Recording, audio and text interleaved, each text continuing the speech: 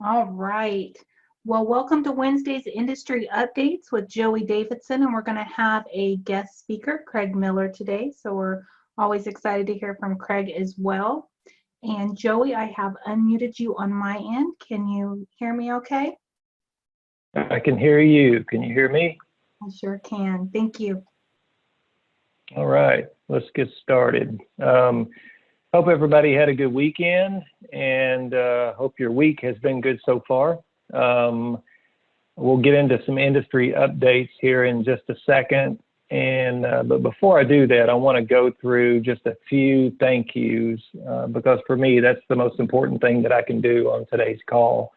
So I'm going to go through some of the departments, and I hope you guys take the time to thank the people who are working so hard to keep things as normal as possible in this environment. So the disclosure team, led by John Hughley and Steve Flatt's group, has done a wonderful job of keeping up with the pace of what will be another record month for us. So thank you to them. Our customer service department, who is working on the early CDs. I know you guys are familiar with them. They assign the files in underwriting. Bridget and her team, thank you guys. Underwriting, always just knocks it out of the park. They work weekends, they work nights, they do what they have to do to keep our turn times down. Processing, I know for a fact that they work on the weekends and at nighttime because Christina has reached out to me on the weekends, and we appreciate that. IT never gets celebrated, but I tell you what, one thing that we've heard in this environment is that we were a step ahead of a lot of our competition in our disaster recovery plan. And it was very seamless for us to take our equipment and work from our homes. So thank you to Kevin Culp and his team for what they've done. Compliance, always steady. Most of them are still coming in the office. We appreciate what they do. LOS support has been cut in half because Diane Moore is at home celebrating her beautiful baby boy. So congratulations to Diane, and Rachel is holding down the fort and doing a wonderful job there. HR, Lynn Cotton and her team, always spot on, always available, hadn't missed a beat in this environment, keeping us updated with new initiatives in the COVID-19 environment. So we appreciate Lynn for that. Accounting, my favorite department. We haven't skipped a beat there either. We all get our paychecks on time, and that's why we show up to work. So thank you, Connie, Lauren, your group. We appreciate that. Post-closing is selling loans like crazy. Thank you, post-closing. Servicing, Yvette, a one-woman show. We have loaded up her pipeline of loans that we are now servicing. So thank goodness that we are servicing government loans and conventional loans. Has been a big plus for us. Marketing, Deanna and Shay. Deanna constantly bugs me about how can we get more business in the door? What can I do to get more business in the door? And that's what we want marketing to do for us. So we really appreciate that, Deanna and Shay. Secondary, Brianna and Lindsay have had a huge task ahead of them, and they've not wavered one bit. They've learned a lot in this environment, as have I. And so very thankful for them. And last but not least, sales. So you guys know we appreciate you, and we see the numbers that you're doing. You're knocking it out of the park. So thank you to everybody. I hope I did not leave a department out. But if I did, we love you just the same. So let's jump into the industry updates. The markets are remaining stable, which was intended. The feds finally, I think, have the number of mortgage-backed securities that they're purchasing dialed in so that there's no major volatility in the market, which has been some relief for lenders out there. So we'll expect that to continue for some time, that they'll be encouraged on how many mortgage-backed securities to purchase so that we don't see any huge swings in rates. So expect a stable market for the immediate future. A little note on FHFA. We've talked about the last couple of calls, and FHFA, again, governs both Fannie and Freddie, and they've been a holdout for coming up with a plan to help out lenders in this environment. So Ginnie Mae, you guys know, they had the liquidity facility set up to help lenders who had to advance payments. FHFA said they weren't going to do that, but they did come out with something to help. So they are now capping the number of payments that a lender has to forward. And this is talking about if a borrower goes into forbearance or deferment. They're capping the number of payments at 4. So the deferment period, you all well know it can go up to 12 months. But FHFA is saying lenders can only expect to forward 4 payments, no more than that, which does provide some relief for lenders out there. Number 2, with FHFA, they came out with an FAQ a couple of weeks ago that said loans that are in forbearance are not eligible for delivery to Fannie Mae or Freddie Mac. So that set up quite a conundrum for lenders out there who are closing loans and then not delivering that loan to an agency for 2 weeks later, 3 weeks later, depending on capacity and how backed up things are. So if during that time period, that gap of those 2 or 3 weeks, the customer calls in and wants to request forbearance, then there was no place to send that loan. It couldn't settle with one of the agencies. So FHFA has come out and now said that those loans will be eligible for delivery to Fannie Mae or Freddie Mac, a couple of exceptions, but the lenders are going to have to pay for it. So if it is a first-time home buyer, you can deliver a first-time home buyer who is in forbearance. You can deliver that to Fannie or Freddie with an LLPA, a loan level pricing adjustment of 500 basis points. So considering if our average loan is $200,000, then it would cost $10,000 to deliver that to Fannie or Freddie. But I will say that is much, much better than not having a home for that loan. So the other is if it is not a first-time home buyer and the borrower is in forbearance prior to delivery, it is a 700 basis point loan level pricing adjustment to deliver that loan to Fannie or Freddie. So same scenario, $200,000 loan, $14,000 to deliver it to Fannie or Freddie. Now I say all that to say we have seen some movement in a positive direction from FHFA that nobody expected. So I'm sure a lot of pressure was put on Mark Calabria by a lot of like the NBA and other people in the industry, and he did finally have to give a little bit. So we're happy to see that. So positive movement in that direction. Let's talk about government loans. So the appetite for government loans, we've seen a little bit of movement there, but it's mainly been in the upper credit score. So 700 plus, we're starting to see bids come in from investors that are much, much, much better than what we had seen over the past few weeks, which tells me they're wanting those government loans in their portfolio. They miss having that concentration of government loans in their portfolio. We haven't seen movement yet under that 700 credit score, though. They're still not paying up for those. But we do expect to see that in the near future. So Ginnie Mae approval, Acopia has been approved with Ginnie Mae for quite some time now. But I'll tell you, prior to this crisis, there was not a major benefit to being Ginnie Mae approved. The biggest reason somebody would want to be Ginnie Mae approved was to do credit scores under 600. So there's not a big market for that, not a big appetite for it. And then in some situations, you could remove some investor overlays if you had your Ginnie Mae approval. So there were a lot of reputable lenders, big lenders, who were not Ginnie Mae approved going into this crisis. And the people who were not Ginnie Mae approved have seen the biggest problem in this environment because they went from making an expected number on those Ginnie Mae loans down to making nothing. And everybody knows that Ginnie Mae is typically where you get your margin. So there's been a mad dash of lenders going to try to get Ginnie Mae approved since February. And several have been successful in getting their Ginnie Mae approval, which I wish everybody had it so these lenders wouldn't be experiencing this issue. So we're starting to see some lenders come out with announcements that in this environment where everybody has raised their credit scores, we're starting to see announcements of lenders coming out saying we're lowered our credit score to a 620, or we lowered our credit score to a 640, or whatever it may be, which is contrary to what you're seeing most lenders do in this environment. And I'm only speculating here, but that might be an indication that they just got their Ginnie Mae approval. and that they are now servicing those loans. So it's only speculation, but several people have brought that up, that we see people who are making this big jump back downward, which again is contrary to what the industry's been doing.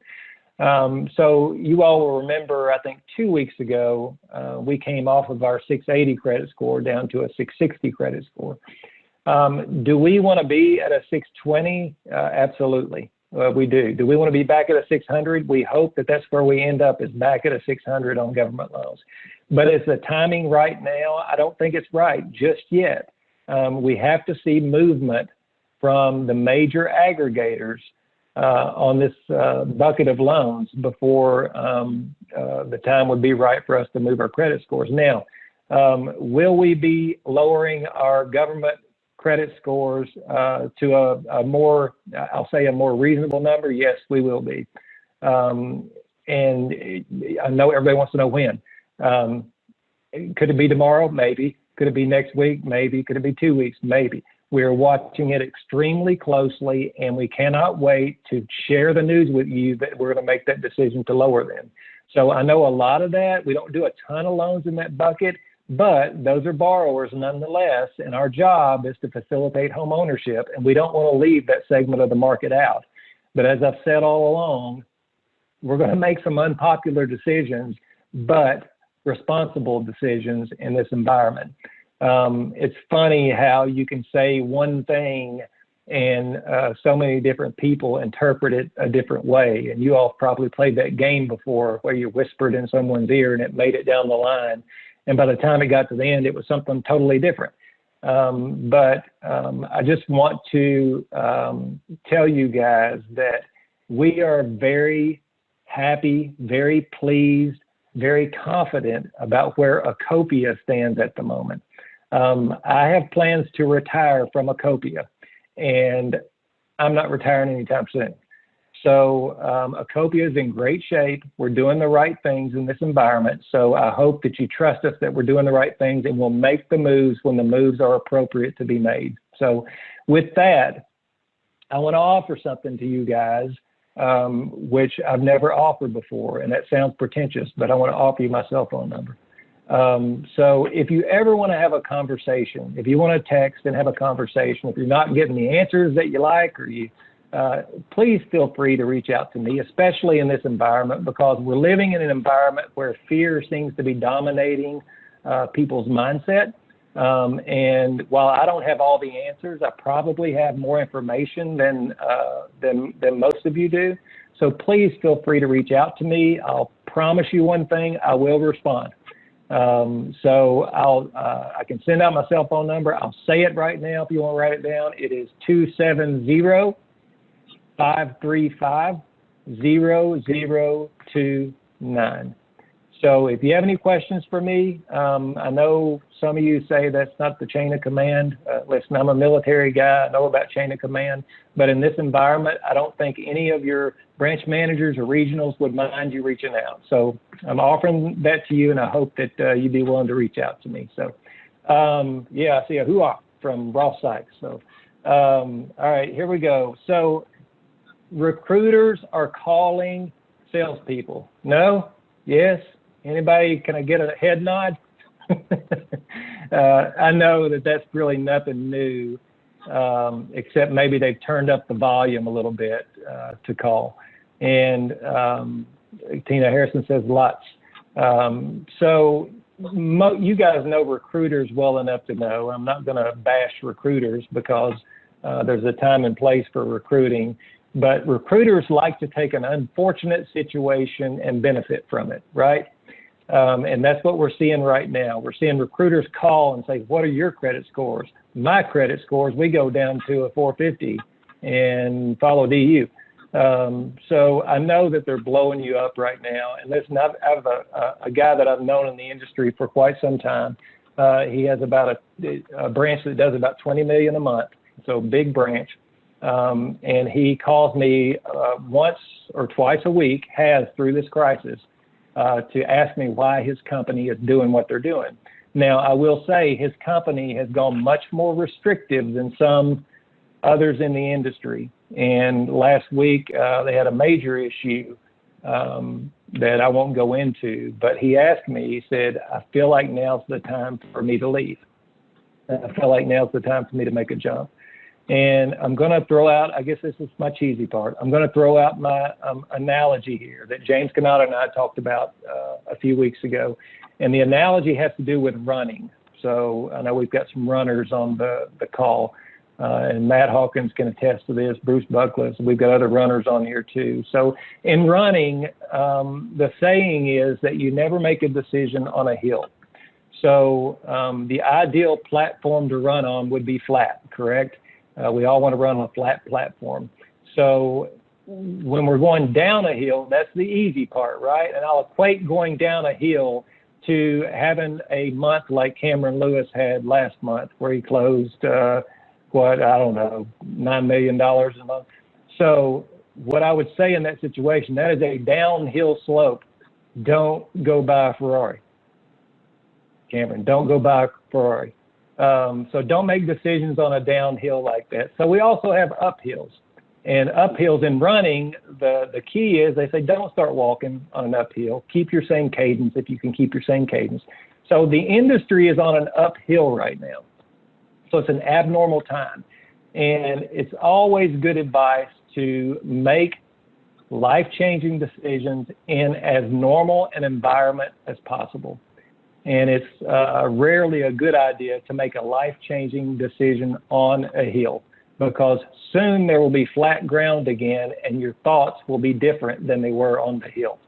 So that's what I told him. And would I like to have his branch at $20 million a month? Sure. Yeah, that'd be nice to get another $20 million a month. But I can't in good conscience recruit somebody and hire somebody who is not thinking right now, because they're in an unusual situation that is going to change in the near future. And I in good conscience, I can't do that. So take that for what it's worth. I just felt like this might be an appropriate time to throw that out there. But I'll reiterate, Acopia is strong. And if you want to talk more about that again, call me. I'll tell you how strong we are.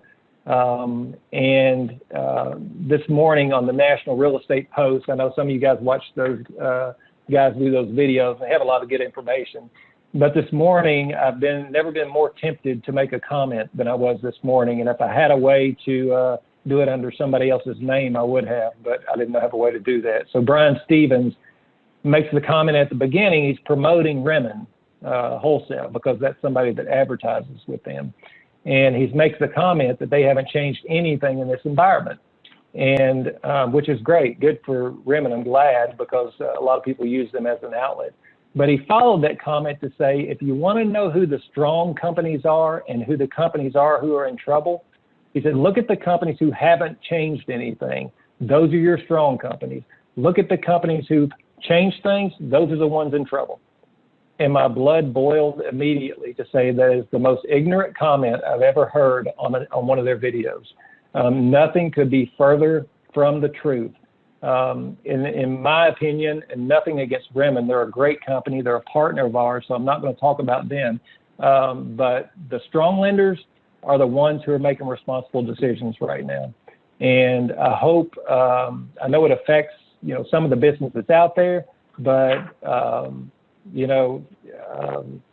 this is short-lived, and I feel like we have a good enough relationship with you guys. I see on my screen right now, I only have a portion of you, but I see several of you that I would call dear friends.